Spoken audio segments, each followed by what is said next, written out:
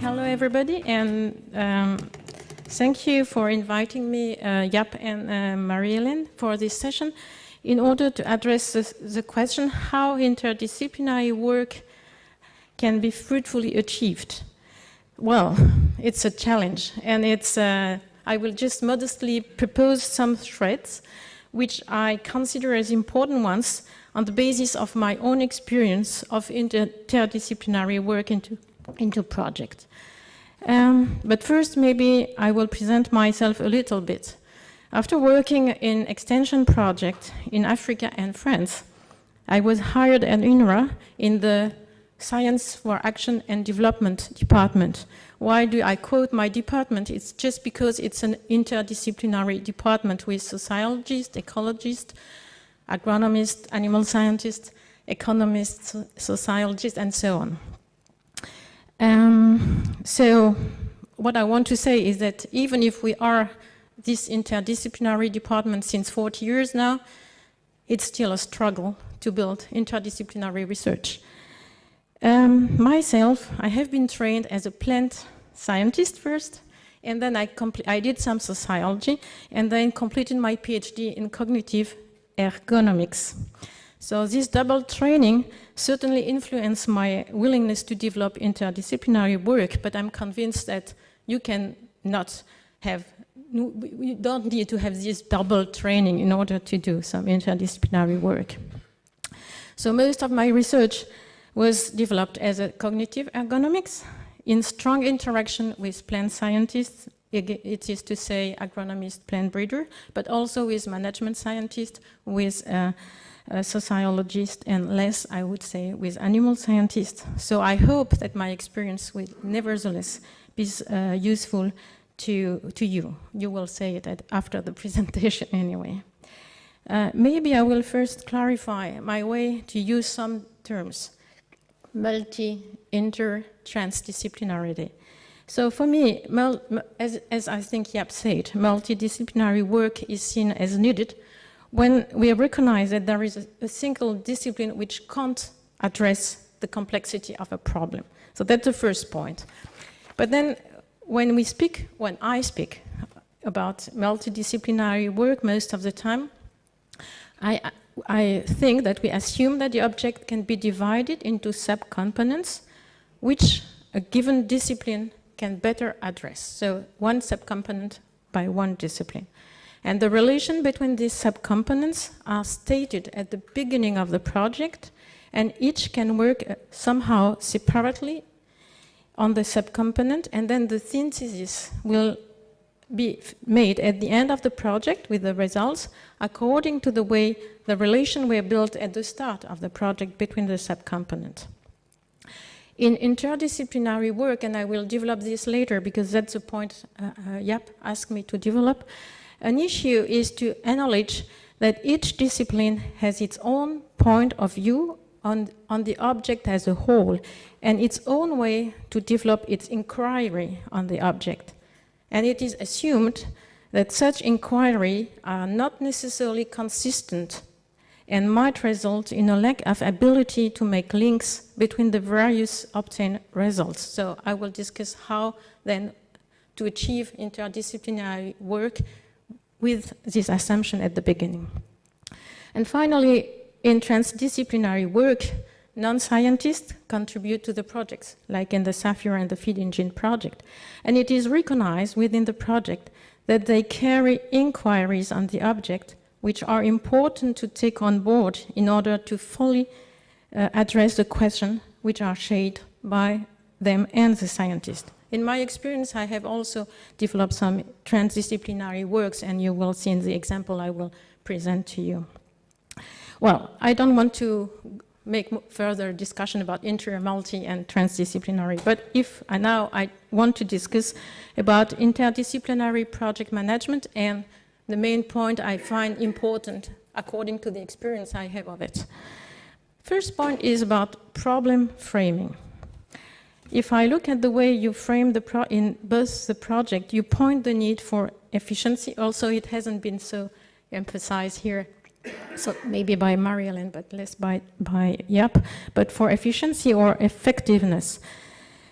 I will discuss about this formulation first because I find it quite open. It is to say that it is framed in a way which enables various disciplines to discuss their contribution to it. This is the first point, how to frame a problem in an open way, and how can the various disciplines discuss it and are invited to discuss the way to frame the problem. Just an example.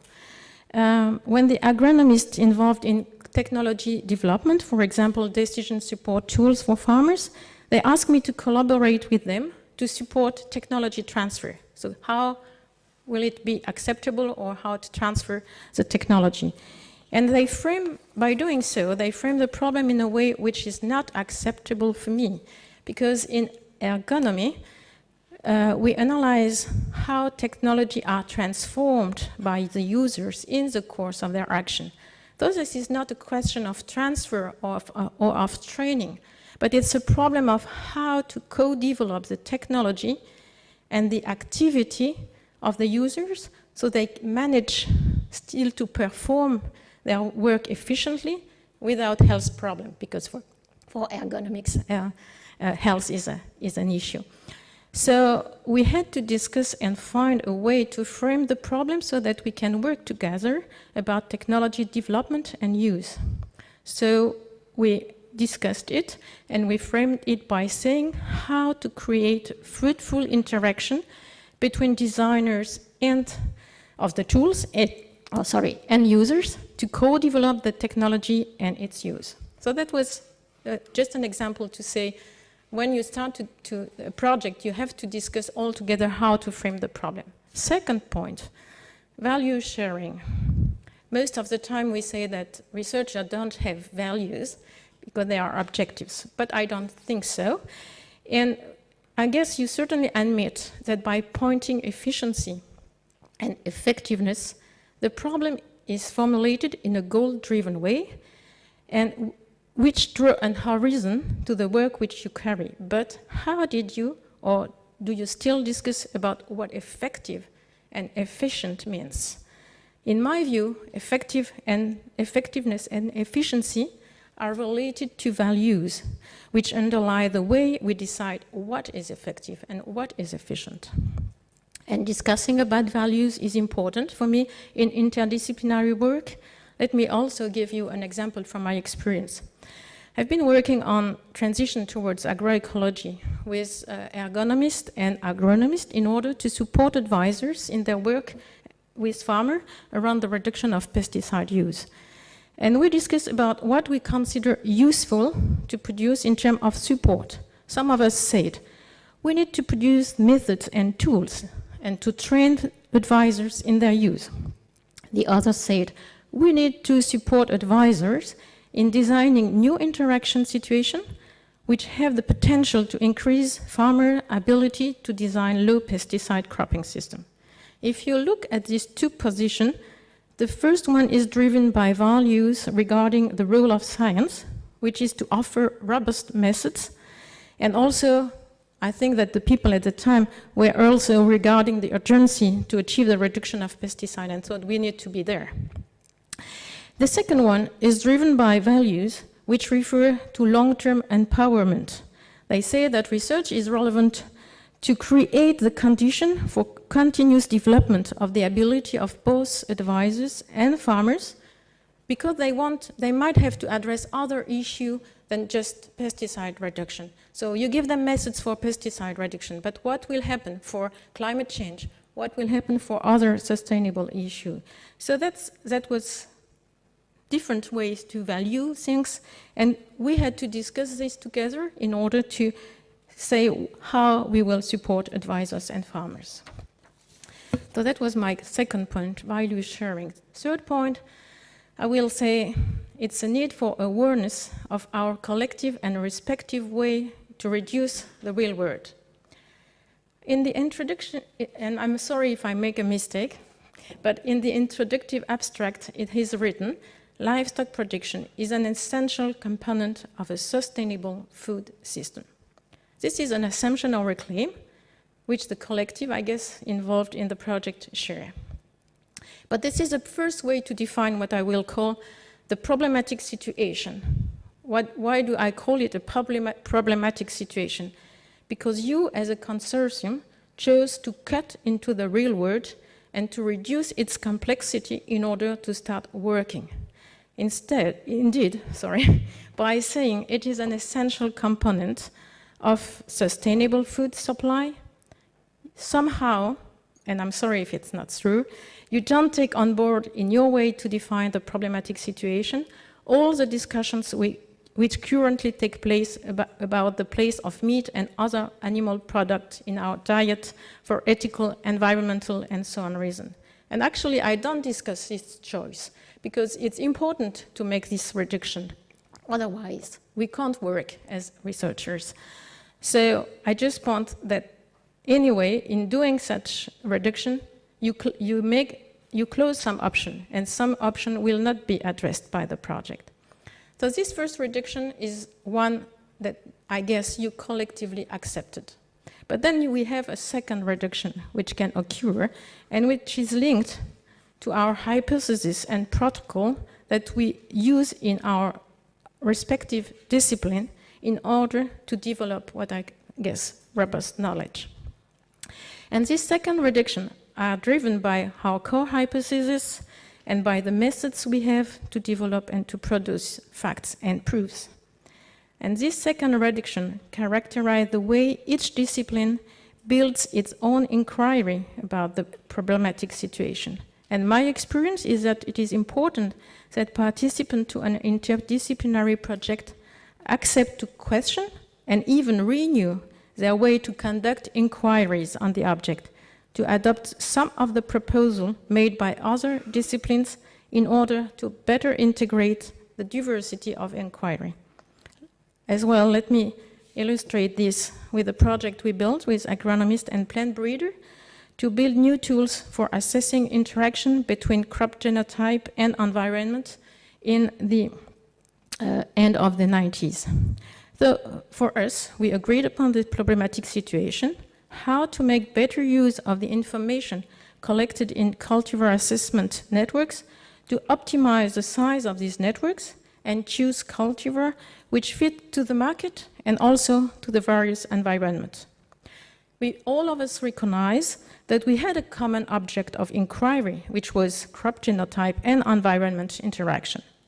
But plant breeders consider plant crop genotype and environment interaction as a residual in their models, statistical model, and try to find the cultivar for which the residual was minimized. Agronomists claim that it was useful to analyze the interaction in order to better identify the way a given cultivar reacted to various environmental conditions. So they use models of yield elaboration and connect the obtained yield to a limiting condition, water stress, nitrogen stress, and so on. And myself, what did I do?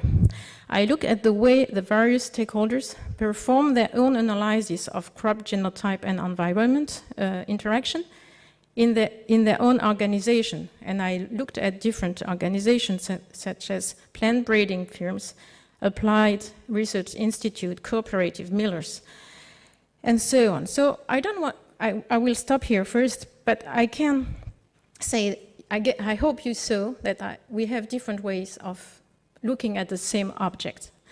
And this means that we didn't seek for the same information, we did not give the same room to what was done by the various users, we did not develop the same understanding of what for and how cultivar assessment is performed. So in order to develop a new assessment tool, we had to combine, and I will show you how we did it, to accept to be challenged. For example, the agronomist and the plant breeders say to me, but why do you need to know about stakeholders, what they value and how they do now? Because we will propose them some new knowledge and new ways to do. So it's not necessarily important to know how they do now. But I told them that I needed to have this in order to simulate new ways of assessing cultivar within the diversity of stakeholders' working situation. So it was taking on board their own interest, but as well taking on board my own interest. To achieve this, I see two conditions. The first condition, I would say, is being collectively reflexive. Because if interdisciplinary implies to accept being challenged by other disciplines, it means that we need to be reflexive about the assumption which we usually take for granted in a given disciplinary community.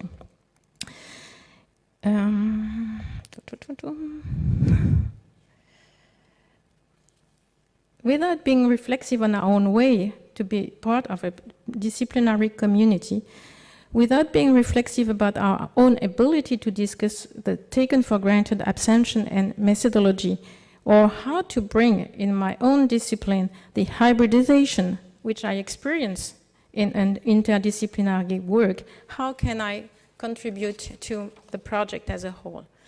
So it means that collective reflexivity might be a key element in the process of interdisciplinary work. And the second condition is how to organize it, and my view is that it is supported by what I call intermediary object. So this is my experience, is that overcoming the reduction we all need to do, and in order to combine our respective ways to conduct inquiry, if we build a common intermediary object, for example, a model, an experimental device, a mock-up, a SAPHIR protocol, whatever, we can support the discussion between the different disciplines on their way to grasp the object of inquiry and on their way to balance between robustness and relevance while building interpretation of a set of data collected through this inquiry. What do I mean by robustness? I refer to the way a given discipline shares some assumption and methodology in order to develop facts and proofs. And what I mean by relevance refers to the ability of the produced knowledge to overcome the problematic situation which was defined at the beginning of the project. If I develop further my example about cultural assessment, so as a collective, we had to decide how we will take on board the different point of view I expressed before. And also, because we worked with plant breeders, millers, and cooperatives and so on, we had to decide how to take on board the various stakeholders and their way to assess cultivar. So we had different discussion. We had discussion about how to combine statistical tools and which new tools we needed in order to both have the statistical power, which the plant breeder wanted, how also the statistical method can enable identification of limiting conditions, and also which kind of data the users can make as an input in this statistical model in their condition of work. So we did protocols for that.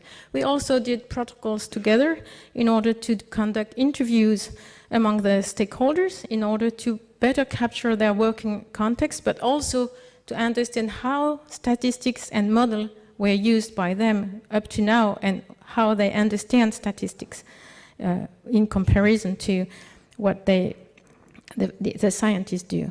And also we had a collective working session between all of us based on how the stakeholders assess their own database in order to make an evaluation or an assessment of the cultivar, because most of the time their database are not as complete as the one the scientists use. Developing this shared protocol enables us to build a compromise between our own requirements in order to build robust inference in our own discipline, but also in order to build relevant knowledge as our methodology tries to support the discussion between the different worldviews to connect them to the one of the stakeholders. So I see this kind of methodological device as a common intermediary object, common because it is not just a combination of our respective ways to collect data, but a new device in which we had this different data discussed together, and intermediary because we were able to use this device to put some light on our own way to interpret differently the data. and to balance together between robustness and relevance. So let me conclude here, and I hope I haven't been too long. In my presentation, I propose some key dimensions to take care of during interdisciplinary project. I recall them: problem framing and value sharing, awareness about collective and disciplinary reduction, collective reflexivity on our own way to conduct inquiries, and intermediary objects as tool to support discussions about among the participants in order to balance between robustness and relevance. I also point out that this means some kind of attitude from the participant of the project, awareness on the assumptions and methodology which are taken for granted in their discipline, curiosity for the ones which underlie other disciplines, willingness to challenge the balance between robustness and relevance in my own discipline, and willingness to engage in the development of intermediary objects and the discussion they necessarily imply. I see the role of the project leader as a knowledge broker. It is to say, someone who can offer the condition which will enable the debate among the participants. As a broker, he or she has a key role in supporting the development of intermediary objects as means to promote such debate. He or she has a key role in supporting collective reflexivity, which also means to create opportunity to check the way the problem was framed and the way to, and also to go on with discussion about sharing values. But I said the project leader can assume this, but also other people in the project, if everyone is okay, that these are the kind of requirements that we all have in the project. And maybe I just want to finish with one point. Most of the time I heard that interdisciplinary work means trust between people. But my understanding of an interdisciplinary project is not that much trust between people, but it's trust in the process in which we are engaged, because interdisciplinary work is mainly made of uncertainty, a lot of uncertainty, and you need to trust the process in order to go on with such uncertainty. So if you want, also I did no presentation, PowerPoint, I have a small scheme, which I use with my PhD students in order to explain them all the notion I try to use in my presentation. So I can leave it to you. And also I just want to say that this is based on my experience, but also on other narratives that you can find in the Nature, Society, Science Journal, NSS Journal, and also, but it's in French, so maybe not very easy to read. And also, I use some of the work of philosophers like Leo Kutelek on the plurality of science, and of Isabel Stengers of science as a practice. So thank you very much for your attention.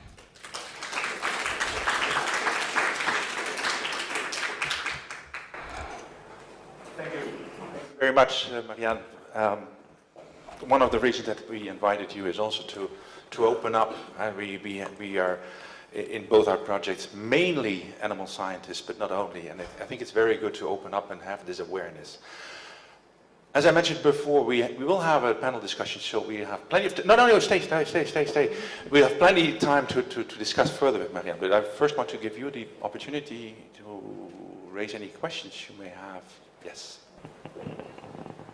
Thank you very much for a very inspiring talk, and it was a good lesson for me as an animal scientist to listen and not just to look at the PowerPoint. I'm used to it. Thanks for that.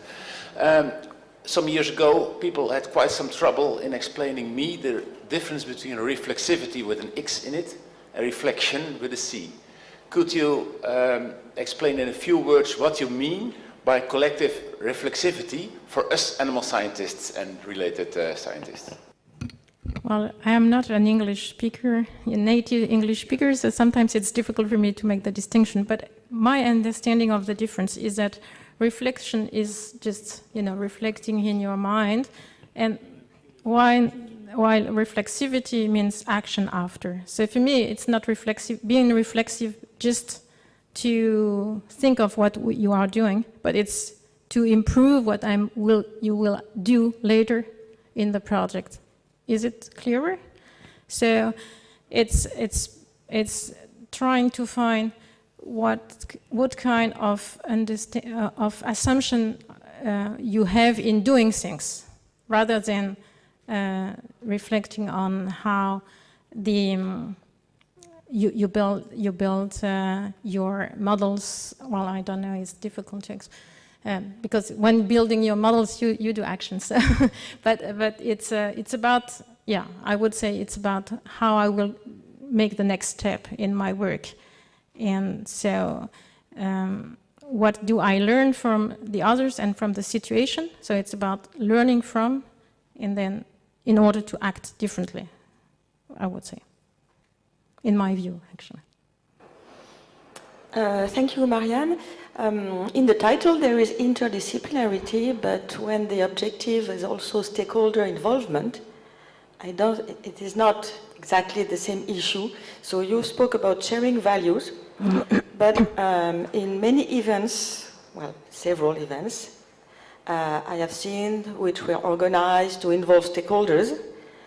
Generally, I don't find them successful because not so many stakeholders come that really don't say what is in their mind, and maybe that's because we have a too much interdisciplinary approach between scientists, and we don't make really we do not open the floor first to the stakeholders, but we have got in our project IMAGE a survey of stakeholders, and I was very disappointed by their answers, which were not at all innovative. So then maybe we didn't ask the question in the right way, or I don't know, and when we have our meetings with stakeholders, it's about always the same, who always say the same. So at the moment, I don't see the good recipe to make an efficient stakeholder involvement method. So can you help? Well, actually, sharing value doesn't mean shared value, okay? But at the same time, involvement of stakeholders for me is listening to how they look at the object. Well, sometimes it's not very innovative, but just listening how they frame themselves the problem. So that's the first point, but it's also an engagement on the long term with them. It's not only asking them questions, it's building the project with them. So it might be just a few of them, because you can't have, it depends your intention, but if you want to have too many people who don't agree on the future they want, and that's why I say that the first reduction is important, because the first one also gives the direction. So it gives how we decide that things will happen. Then you might be aware that this way of defining the direction or the horizon is not acceptable for other people in the society, and you have to take care of that in your project. But maybe you don't take all these stakeholders on board, because then you just can't. I mean, so maybe you have, for transdisciplinary work, you have to agree at least of the horizon you want to work on together with the stakeholder, and then also to make them part of the protocol buildings and things like that. I remember working with GEVES, which is one of our institution in France, and I said, we are not like, sorry, how do you call this? La souris, la souris? And the mouse.